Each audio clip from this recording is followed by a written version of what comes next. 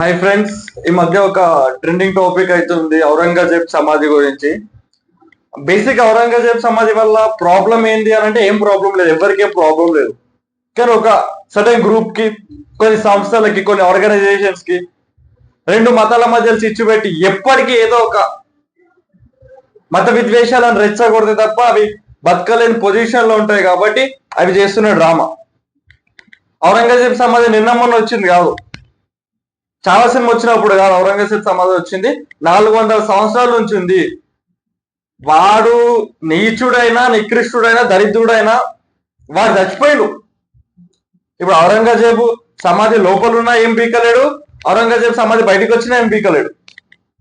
అలాంటితో మీకేం పోటీ నాకు అర్థం కాదు. చచ్చిపోయినంతో చరిత్ర తెలుసుకుంటే, చదువుకుంటే ఎవరితోనో మనం మాట్లాడగలం, మనం దాని దగ్గర రెస్పాండ్ అవ్వగలం. శంభాజీ గారు చనిపోయినాక, వాళ్ళ తమ్ముడు రామ్ గారు చనిపోయినాక, శివాజీ 2 గారు పరిపాలించే టైంలో కూడా ఈ ఏరియాను వీళ్ళంతా పరిపాలించారు. తర్వాత బాజీరావుస్ కూడా ఈ ఏరియానంతా పరిపాలించారు. ఔరంగజేబ్ సమాధి అప్పటికి కూడా అక్కడనే ఉంది. దేశమంతా కూడా పరిపాలించారు. హిందుత్వం ఎజెండా తీసుకొని దేశమంతా చుట్టిండ్రు. అఖండ భారత్ ని, సగం అఖండ భారత్ ని పరిపాలించిన చరిత్ర మరాఠీస్ ది. ఛత్రపతి శివాజీ గారు తర్వాత వచ్చిన బాజీరావు గారు, వాళ్ళకి వీళ్ళకి సంబంధం లేదనుకోండి అఫ్ కోర్స్, కానీ బాజీరావు గారు కూడా హిందుత్వం ఎజెండాతోనే ఇదైపోయారు. వాళ్ళ రాజ్యంలోనే ఔరంగజేబ్ గారి సమాధి ఉంటే ముట్టుకోకపోవడం కారణం ఏంది?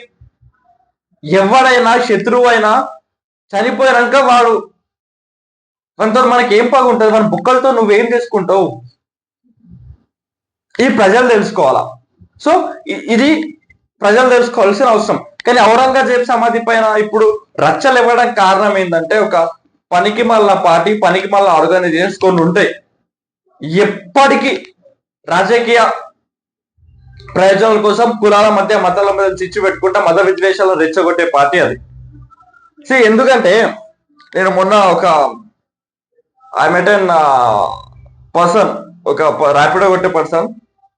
వాట్స్ బ్రో, ఎట్లుంది ర్యాపిడో అంటే? బానే ఉంది బ్రో, కానీ పెట్రోల్ మరి 110 అయిపోయింది, అంత ఇన్కమ్ వస్తలేదు. లేదంటే మంచి ఇన్కమ్ వచ్చేది, ఏదో గడుస్తుందా అంటే గడుస్తుంది అన్నట్టుంది. పెట్రోల్ కనుక 80-90 ఉండుంటే మంచి ఇన్కమ్ వస్తుండే బ్రో అన్నట్టు చెప్పిండు. సరే అన్న, సరే బ్రో, మరి పెట్రోల్ 180 అట్లా ఉంది కదా, మరి వై బీజేపీ వల్లనే కదా పెరిగింది, మరి what's your reaction on that అంటే, బ్రో బీజేపీ వల్ల చాలా 200 పెట్రోల్ నాకు పర్వాలేదు బ్రో, నాకు డైలీ 10 రూపాయలు లాభం వచ్చిన ఓకే, కానీ హిందూస్ కి సపోర్ట్ కదా బ్రో బీజేపీ అన్నాడు వాడు మాట్లాడిండు. సో ఇది ప్రజలకు వాళ్ళు నేర్పిస్తుంది. బీజేపీకి కావాల్సిన కూడా ఇదే. వాళ్ళు డెవలప్మెంట్ ఏం చేయరు, డెవలప్మెంట్ పైన ఆ పార్టీకి కూడా నాలెడ్జ్ సున్నా. కాబట్టి ఇలాంటి మత విద్వేషాలను రెచ్చగొట్టి మతాలని ఇచ్చేసే ఆలోచన వాళ్ళకు ఉంటది. కాబట్టి ఎట్లా ఉంటేనే వాళ్ళు ఇచ్చేయగలుగుతారు. ప్రజలు వాళ్ళని ప్రశ్నించొద్దు. నువ్వు డెవలప్మెంట్ ఏం చేసినావు, ఎన్ని స్కూల్స్ పెట్టావు, ఎన్ని కాలేజెస్ పెట్టావు, ఎంతమందికి జీతాలు ఇచ్చావు, మేము కడుతున్న ట్యాక్స్ కి నువ్వు రిటర్న్ మాకు ఏమి ఇస్తున్నావు అని ప్రజలు అడగొద్దు. కాబట్టి వీళ్ళు ఇట్లా మత ఇవి పెట్టించేస్తారు. అటల్ బిహారీ వాజ్పేయి గారు కూడా ప్రధానమంత్రి ఉండే, అప్పుడు ఎందుకు గుర్తుండాలి మరి ఔరంగజేబ్ సమాధి అంటే? ఆయనకన్నా ఎక్కువ నాలెడ్జ్ ఉందా మనకు? నాలెడ్జ్ అనేది చనిపోయినోనికి ఎవడైనా సరే, వాడు శత్రువు అయినా సరే, చరిత్రలో మంచోడు ఉన్నప్పుడు చెడు ఖచ్చితంగా ఉంటాడు. తెలంగాణలో కూడా బండెనక బండి కట్టి 16 బండ్లు కట్టి ఏ బండిలో పోతావు ఓ నైజాము సర్కారు అని పాట పాడే నా చరిత్రలు ఉన్నాయి. మరి అట్లా ఈరోజు మనం నైజాంలో టూమ్స్ వాళ్ళన్నీ మనం గుల్లగొట్టేస్తున్నామా? ఒక హిస్టారికల్ ప్లేసెస్ అవి. వాడు మంచోడైనా చెడ్డోడైనా, కానీ పార్టీలకు అవి కాదు. వాళ్ళకు నిరంతరం వాళ్ళు డెవలప్మెంట్ చేతగాక ఈ మత విద్వేషాలను రెచ్చగొడితే మాత్రమే బతికే పార్టీలు కొన్ని ఉన్నాయి. కాబట్టి వాళ్ళు ఎడ్యుకేషన్ పరంగా, పాలసీ పరంగా, డెవలప్మెంట్ పరంగా ఒకవేళ ప్రజలు మాట్లాడడం స్టార్ట్ చేస్తే వాళ్ళను ఒక 100 మంది కూడా ఒక రాష్ట్రానికి ఓటే పరిస్థితి వాళ్ళకు ఉంటది. కాబట్టి అట్లా కాకొద్దంటే నిరంతరం కులాలను, మతాలను రెచ్చగొట్టి ప్రజలను డెవలప్మెంట్ సైడ్ నుంచి ఇచ్చేసేసి వాళ్ళను వేరే సైడ్ ఇది ఉంచాలి. ఎప్పటికీ ప్రజల దిమాగ్ డెవలప్మెంట్ సైడ్ రావద్దు అనే ఒక ఆలోచనతో ఉండే పార్టీ ఒకటి ఉంది. కాబట్టి ఈరోజు మళ్ళీ ఇవి వస్తున్నాయి. ఒకదాని తర్వాత ఒకటి వస్తూనే ఉండాలా కదా. ఇప్పుడు ఇది ఫస్ట్ థింగ్ ఏం కాదు ఔరంగజేబ్ సమాధి, ఇది లాస్ట్ థింగ్ కూడా కాదు. ఖచ్చితంగా దీని తర్వాత కూడా ఇంకెన్నో వస్తాయి పార్టీ ఉన్న రోజులు. ఔరంగజేబ్ సమాధితో ముఖ్యది కాదు. నేను చెప్పేది అంటే ఒకసారి చచ్చిపోయినాక వాడు ఉస్మా బిన్ లాడెన్ అయినా ఎవడైనా, మనం శ్రీరాముని గురించి చదువుకుంటున్నాం చిన్నప్పటి నుంచి. రావణాసురు లాంటి రాక్షసాన్ని చంపేసి వచ్చినాక కూడా ఇక్కడ రామేశ్వరంలో శివుని ఇచ్చేయడానికి కారణం ఏంది అంటే చచ్చిపోయినాక ఎవరైనా రెస్పెక్ట్ ఇవ్వాల్సిందే, వాడు ఎంత లంగైనా దొంగైనా.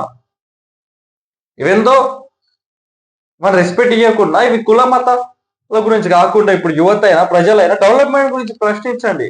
400 సంవత్సరాల కింద చచ్చిపోయిన గురించి నువ్వు ఎంత ప్రశ్నిస్తే ఏం లాభం?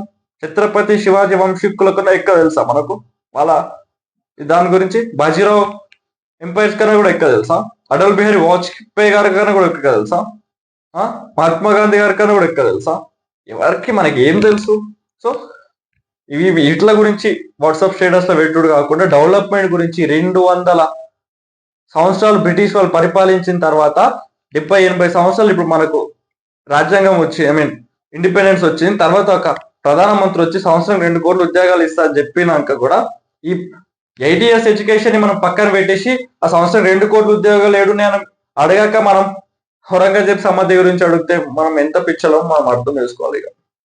ఇక మీ ఇష్టం, ఇక మీరు జిందగీ బార్ మేము ఇట్లనే బతుకుతాం, బిడిసెలలో బతుకుతాం, ఏముందో పేరు చెప్పుకొని మూత బరి కుట్టుకుంటామంటే ఎవడేం చెప్పలేరు.